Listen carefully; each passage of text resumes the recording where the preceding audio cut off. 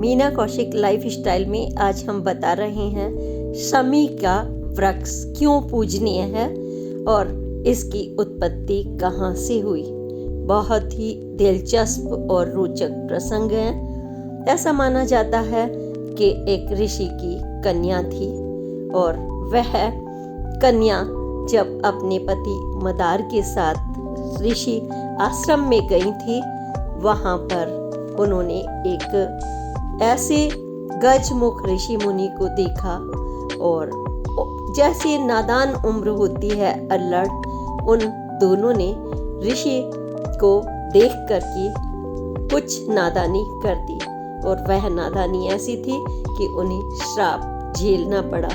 आज हमने इस पोस्ट में यही बताया है कि वह क्या नादानी थी और उन्हें क्यों श्रापित होना पड़ा। कन्या से वह दोनों मदार और शमी वृक्ष कैसे बन गए और क्यों उनको गुस्सा आया जो गजमुख भ्रसंडी मुनि थे। ऐसा क्या हुआ, वह क्यों उनको देखकर हंसे थे और उनके इस श्राप को क्यों झेलना पड़ा कि वह वृक्ष बन गए, लेकिन फिर भी उनका पूजन किया जाता है।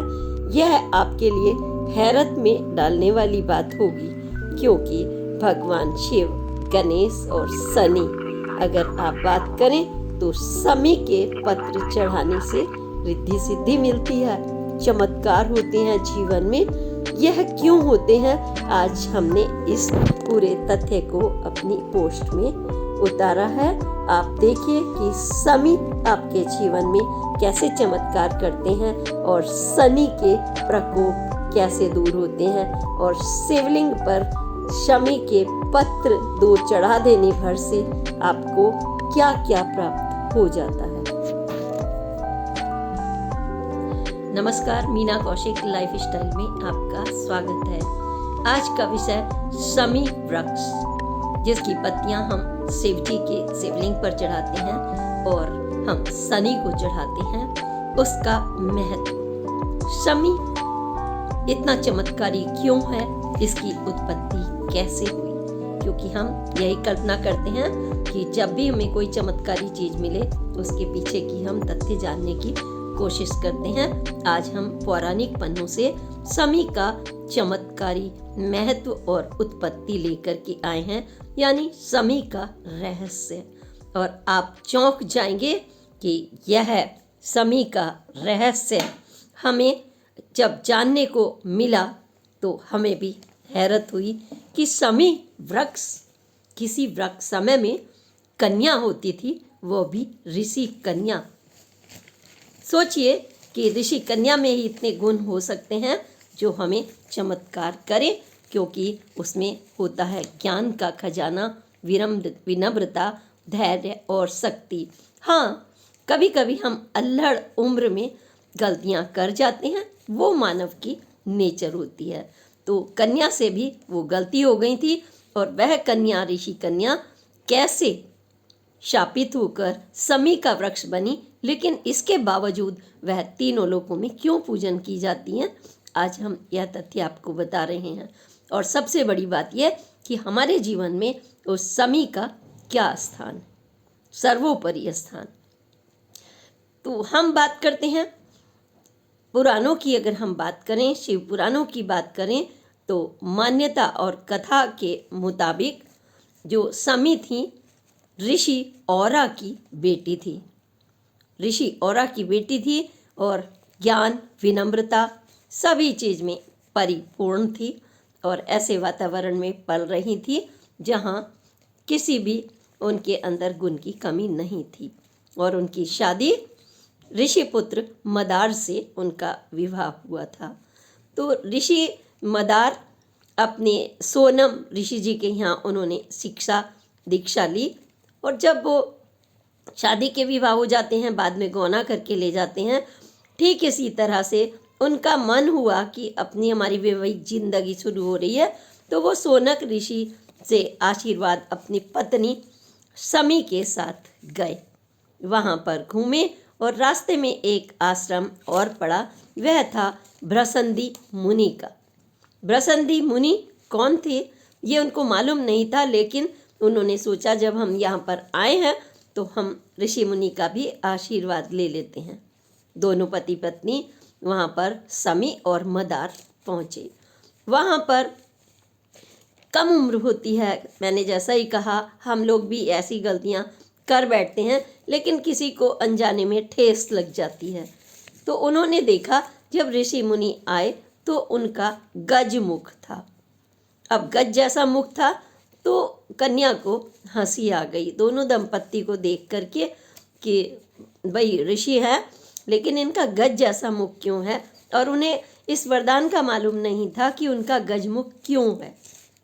सबसे बड़ी बात तो ये है, उन्होंने गुस्से में आकर के जब हंसते हुए देखा, क्योंकि प्रणाम करते हैं ऋषि मुनियों के, झुककर सब कुछ करते हैं, इतना मौका ही नहीं मिला, उन्हें हंसते हुए देख लिया और वो भी मुंह देखते ही, तो उन्हें बहुत बुरा लगा।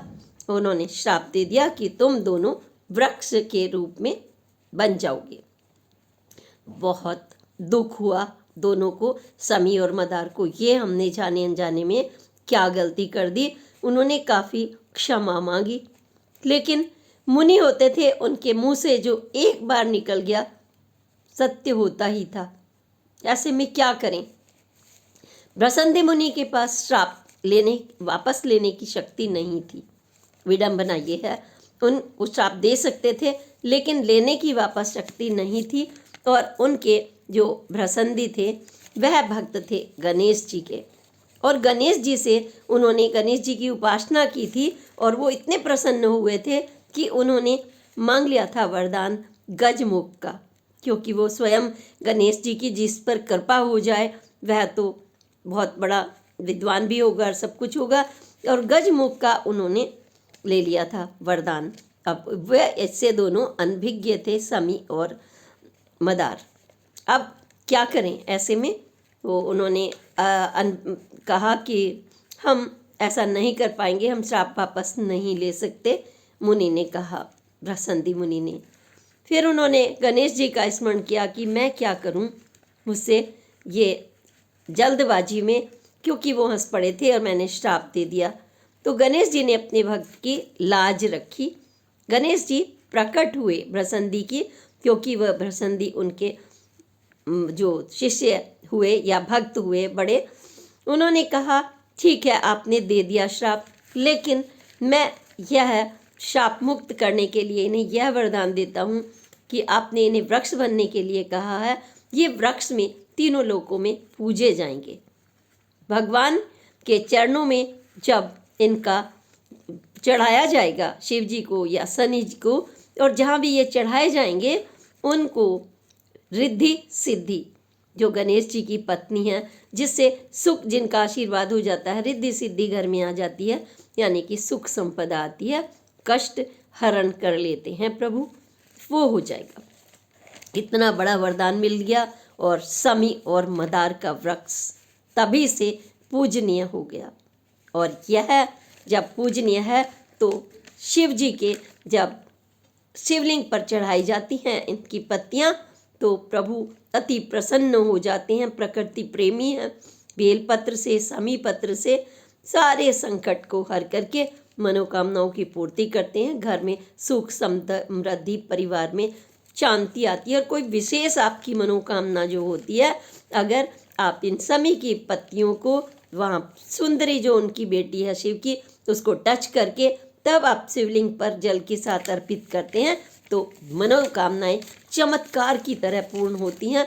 श्रद्धा और विश्वास करके देख लीजिए, इसका अलग अलग जगह बहुत महत्व है।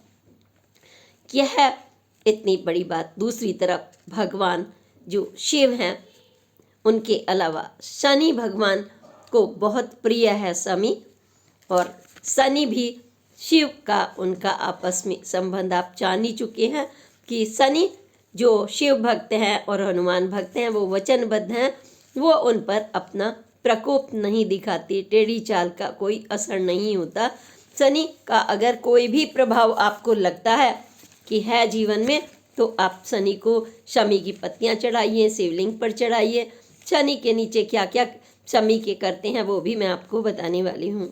तो यहाँ पर वृक्ष बनने का श्राप उनके लिए इतना बड़ा वरदान बन गया। अब जब हमें यह पता चलता है कि वह शनि जो हैं क्यों पसंद करते हैं, आप ये भी जानना चाहेंगे। तो शमी और शनि इन दोनों के गुणों में बहुत समानताएं हैं। अगर आप देखें तो जब हमारे एक दूसरे से विचार मिलते हैं तो हम एक दूसरे के प्रिय हो जाते हैं, मित्र हो जाते हैं, और हमारे विचार जब मिलते हैं तो हम आपस में प्रसन्न भी होते हैं, हमारे इन विचारों के कारण ही। तो शनि के क्या क्या गुण हैं आपको पता ही है। शनि कठिन परिस्थितियों में भी जूझना जानते हैं। उन्होंने स्वयं कठिन परिस्थितियां देखी थी जब वह दूसरी माँ से जन्मे और उनका अपमान हुआ, काले रंग की वजह से हुआ। पिता ने माँ पर शंका की थी, उन्होंने भी कठिन चुनौतियों को पार किया और पूजनीय हुए। बाद में उन्हें पिता का भी आशीर्वाद मिला। वो थोड़ा तीखा और कठोर स्वभाव के हैं। अपना प्रसन्न तो होते हैं, लेकिन आदमी का हर एक का स्वभाव होता है जैसे कि, तो उनका तीखा और कठोर प्रभाव होता है। जब वह किसी का अपमान होते हुए देखते हैं और स्वयं भी जूझते हैं तो अंदर से आ जाती है एक कठोरता, क्योंकि जब शुरुआत होती है तो हम बचपन में बहुत भावुक होते हैं हर किसी को देख करके, लेकिन जैसे धीरे धीरे हम समाज में प्रवेश करते हैं, एक दूसरे का व्यवहार देखते हैं, हमारी अपेक्षाएं पूरी नहीं होती, उल्टा हमें अपमान मिलता है, चुनौतियां मिलती हैं दूसरों से, तो फिर हम थोड़ा निष्ठुर भी हो जाते हैं। तो शनि और शमी के पत्र में भी यही है कि जो उनके कठोर कांटे हैं उसको इसलिए तीखा स्वभाव माना गया है। दूसरा है संपन्नता और विजय का नाता। शमी के जो पत्ते हैं, अगर आप शनि को चढ़ाएंगे तो प्रभाव दूर होगा, शिव को चढ़ाएंगे तो आपको मिलेगी संपन्नता और कार्यों में विजय। जिस आप लक्ष्य को लेकर के चलेंगे, सख्त स्वभाव हो या कुछ भी, जब आप दृढ़ संकल्प ले लेते हैं, क्योंकि शनि कर्म के देवता हैं, कर्म फल, वो बड़े प्रसन्न हो जाते हैं और इस तरीके से आपको आशीर्वाद देते हैं। अग्नि तत्व है, गुस्सा भी कह सकते हैं इसको और ऊर्जा शक्ति भी कह सकते हैं, दोनों ही जब समाहित हो तो अग्नि तत्व का शमी में भी प्रवेश माना गया है। राजस्थान में भी यह पाया जाता है प्रचुरता के साथ। अलग अलग नाम हैं शमी के, क्या क्या नाम है ये भी मैं बताने वाली हूँ, तो इसलिए तो उनको वह पसंद करते हैं। शमी और मदार की यह रोचक जो बातें हैं हमारे जीवन में अपने प्रासंगिक भी हैं कि हमें किसी का जाने अनजाने भी किसी का मुख देख करके ऐसा व्यवहार नहीं करना चाहिए जो ठेस लग जाए, क्योंकि व्यक्ति का व्यवहार सबसे बड़ी चीज़ होती है और कर्म। आदमी शक्ल से, सूरत से, बनावट से हम उसको जज नहीं कर सकते और जाने अनजाने कभी कभी हम अल्हड़ गलतियां कर देते हैं। अगर क्षमा मांग लेते हैं तो प्रभु उसको माफ़ कर देते हैं, जैसा कि शमी और मदार के साथ हुआ। शमी के पत्तियां चढ़ाने से सुख समृद्धि के साथ आपको बहुत बड़ी बड़ी चीज़ें और भी मिलती हैं। वह है किसी के विवाह में अगर आ रही है बाधाएं, देर से शादी हो रही है, मुश्किलें आ रही हैं, वैवाहिक जीवन सही नहीं चल रहा, तो विश्वास कीजिए अगर आप शनि को पत्तियां तो चढ़ाएंगे ही, साथ में अगर आपने अपने स्वयं के हाथ से शमी का पेड़ लगा दिया तो कहते हैं चटमगनी और पट ब्याह वाली स्थिति, आपको आशीर्वाद तुरंत मिलेगा। यह चमत्कार होते हैं, एक के बाद एक कार्यों में सफलता नहीं मिल रही, आप भगवान शिव को और शनि को, आप शनिवार के दिन शनि को और सोमवार के दिन शिवलिंग पर चढ़ाइए। और हाँ, घर में हमेशा सुख समृद्धि बनी रहे तो मुख्य द्वार पर बाईं तरफ, अगर अपने घर के जो बाहर होता है द्वार पर अगर आपने यह शमी का पौधा लगा दिया तो शनि के कोप से बचेंगे, सुख समृद्धि आएगी, उदारता विचारों में बनेगी, यह आपको आशीर्वाद मिलेगा, क्योंकि शमी स्वयं शिव का रूप माना गया है पौराणिक पन्नों में। शमी एक तरफ पुत्री ऋषि की और दूसरी तरफ शिव का प्रतीक। शमी पर वृक्ष पर अगर आप जल चढ़ाएंगे तो भी शनिदेव की कृपा आपको मिलेगी, और वहाँ पर दीपक लगाएंगे अगर आप संध्या समय तो यह और भी सोने पर सुहागा। आप जानते हैं यज्ञ में अक्सर आम की लकड़ियाँ प्रयुक्त होती हैं, लेकिन शमी की लकड़ी अगर यज्ञ में डाली जाती है तो बहुत ही पवित्र मानी जाती है। गणेश जी को भी इसीलिए शमी बहुत प्रिय है। यह सुबह झारखंड और बिहार की तरफ अगर आप जाएं तो सुनने में आता है, जैसे हम तुलसी के दर्शन करते हैं, भगवान के दर्शन करते हैं सुबह, वहाँ पर सुबह उठते ही सबसे पहले शमी वृक्ष पौधा लगा के रखते हैं, उसके दर्शन करके अपने दिन की शुरुआत करते हैं ताकि हमारा दिन अच्छा रहे। और इनको हम किस किस नाम से पुकारते हैं और आपको पता होगा, जो इसकी फली होती है वह जब सूख जाती है तो वो मेवे के रूप में यूज़ की जाती है। इसकी फलियां सूखने पर इस पर फल नहीं आता बल्कि मेवा आता है। और क्या क्या नाम है राजस्थान में अगर बात करें तो इनका नाम आपने तो सुने ही होंगे, लेकिन फिर भी मैं अपने पाठकों के लिए यहाँ पर फिर से स्मरण करा रही हूँ। शमी सभी जानते हैं, खेजड़ी भी वहाँ कहते हैं, और पंजाब की तरफ में जांड कहते हैं, और इसके अलावा हम सांगरी के नाम से जानते हैं, कांडी के नाम से जानते हैं, सुमरी के नाम से जानते हैं, बन्नी के नाम से जानते हैं।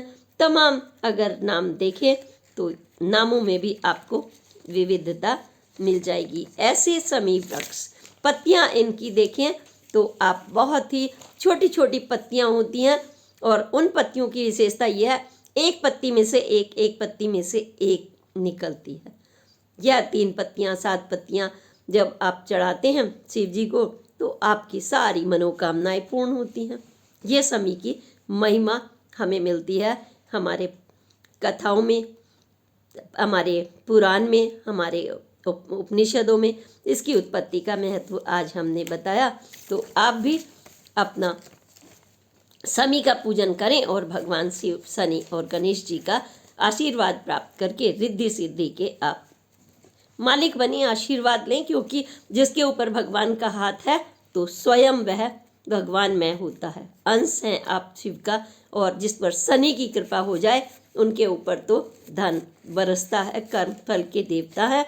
भले ही आपको वो कठोर लगे देखने में, लेकिन वो आपका ध्यान रखते हैं। इसी के साथ हम आगे भी कुछ अन्य ऐसे वृक्षों के बारे में आपको बताएंगे सीरीज़ में, जो हमारे जीवन में भी बहुत औषधीय ढंग से भी ये महत्वपूर्ण है, और इनका औषधीय प्रयोग भी बताएंगे, और पूजा की तरह से भी हम इसका वर्णन करते रहेंगे। अगली पोस्ट तक के लिए प्रणाम। जय हिंद, जय भारत।